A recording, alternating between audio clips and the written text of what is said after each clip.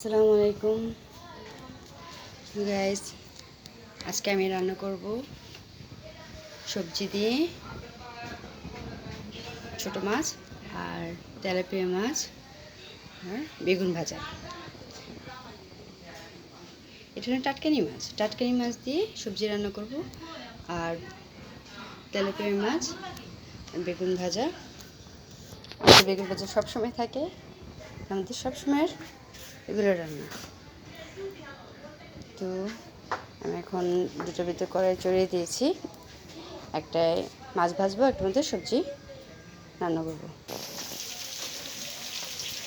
এখানে সবজির জন্য পেঁয়াজ দিয়ে দিয়েছি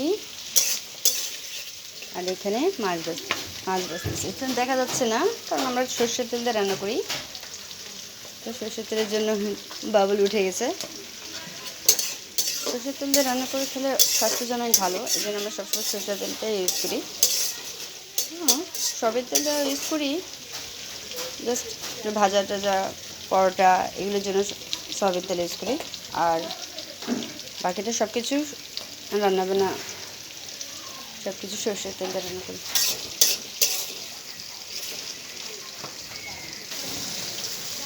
তো এই সবজির জন্য মশলাটা কষে নিচ্ছি।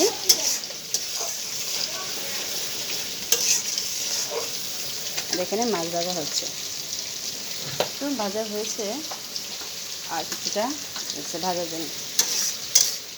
মশলাটা খুব ভালো মতো কষলে, তেলটা উপরে চলে আসলে সবজিটা দিয়ে দেবো।